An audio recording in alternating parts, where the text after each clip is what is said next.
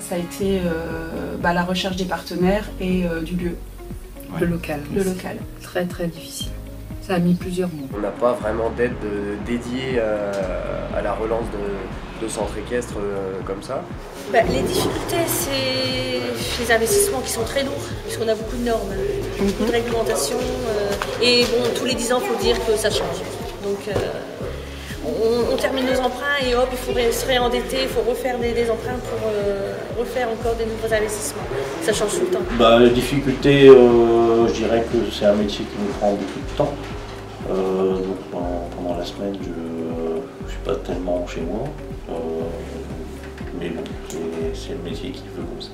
J'ai donc eu 17 refus bancaires. Ça a été un vrai parcours du combattant.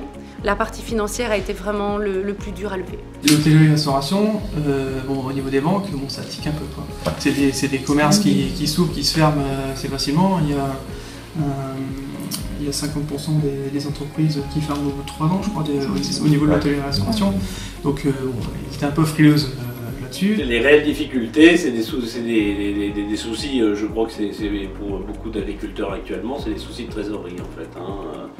C'est pas toujours évident, on ne sait pas trop où on va, les prix se maintiennent pas toujours. Lorsqu'on a des clients qui payent, comme les collectivités ou des entreprises qui payent à 45, 60, 90 jours, décalage de trésorerie, et évidemment ça en pâtit dans la vie familiale. Première difficulté, ça a été de monter d'être crédible devant les banques, donc trouver les financements.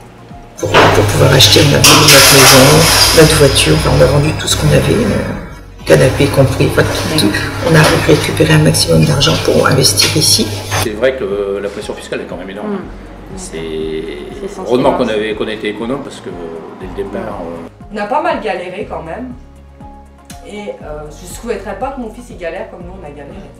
C'est pour ça que pour nous la transmission c'est important parce que tout l'effort qu'on a fait, si après il peut être encore mieux valorisé, je serais contente. Je me suis rapprochée de la chambre des métiers, chambre des commerces, donc j'ai été pas mal soutenue, une fille qui notamment, je ne sais plus son nom, mais qui s'occupait pas mal de moi. J'ai été accompagnée par la chambre des métiers, j'ai été accompagnée par la CAPH. D'accord. Où j'ai eu une subvention intéressante. La CAPH nous a soutenus par le biais d'une subvention liée à la création de l'emploi et également la chambre de commerce par leur outil Alizé, qui est une aide au développement de l'entreprise.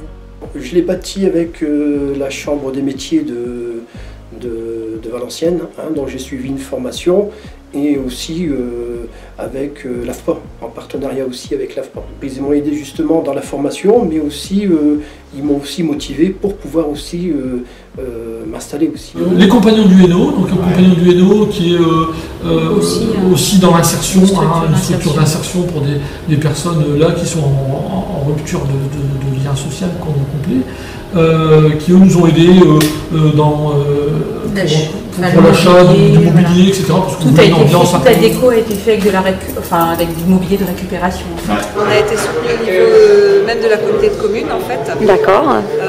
Avec certaines aides au niveau on va dire financière, mais aussi on a eu un soutien après au niveau de l'accompagnement par rapport à la chambre de commerce qui nous a soutenus dans le projet. J'ai également fait une demande d'aide régionale pour subventionner la serre. Ça n'a pas été simple, mais bon après il faut se battre. Finalement j'étais bien aidé par la région, ça, je ne peux pas le cacher. J'ai demandé des subventions, c'est pour ça que j'ai fait un dossier ADEME. Et que ça a été retenu et c'est signé. D'accord. Donc ça, j'espère pour un minimum, on va dire, donc le premier ADEME est terminé, ici je refais un deuxième dossier FEDER, et j'espère avoir pour les deux un minimum de 20% de la totalité.